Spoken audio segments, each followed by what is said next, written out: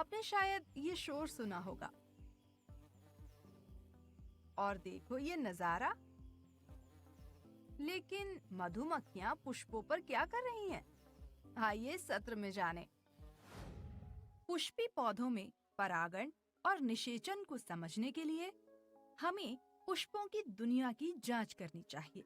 यहाँ गुंज मक्षिका और उसके परागणकारियों का दल आता है। परागण में सहायता करने वाले कीट परागणकारी कहलाते हैं।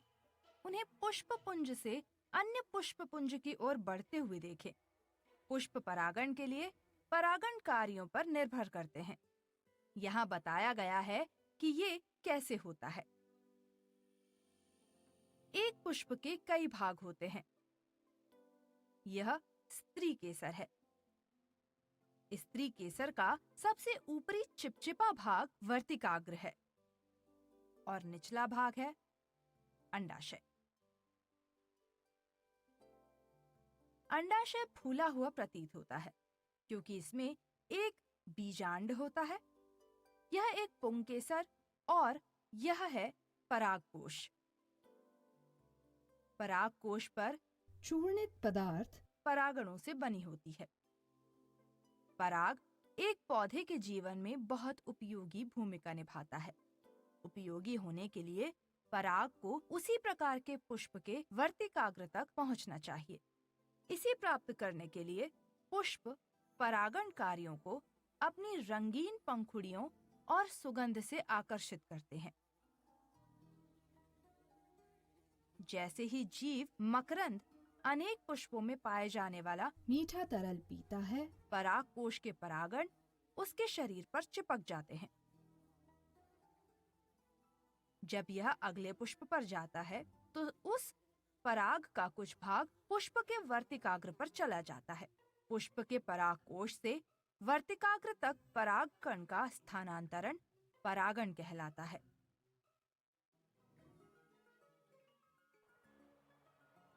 हवा और कीट भी पराग को स्थानांतरित करते हैं। परागण दो तरह से होता है, स्वपरागण द्वारा और परपरागण द्वारा।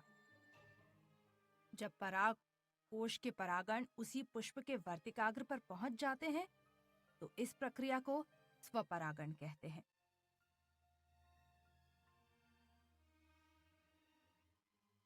स्वपरागण तब भी होता है जब एक पुष्प से परागण उसी पौधे से दूसरे पुष्प के वर्तिकाग्र तक पहुंच जाते हैं। अलग अलग पौधों पर दो या दो से अधिक पुष्पों के बीच भी परागण हो सकता है। एक पुष्प का परागण उसी प्रजाति के भिन्न पौधों के दूसरे पुष्प के वर्तिकाग्र में स्थानांतरित हो जाता है। इसे परपरागण के रूप में जाना जाता है। वर्तिकाग्र पर उपस्थित परागकण अंकुरित हो सकते हैं। जब ये अंकुरित होता है तो इसमें से पराग नली नामक एक महीन नली जैसी संरचना विकसित होती है।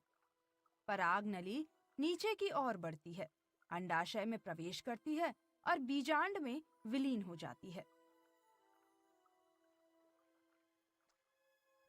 अंडाशय में परागगण और बीजांड के संविलय को निषेचन कहा जाता है।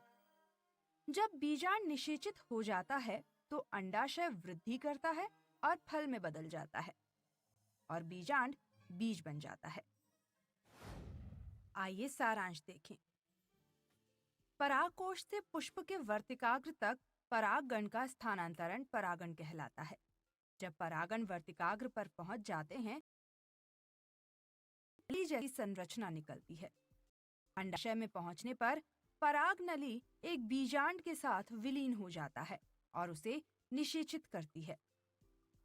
एक बार जब बीजांड निषेचित हो जाता है तो अंडाशय वृद्धि करने लगता है और एक फल का निर्माण करता है।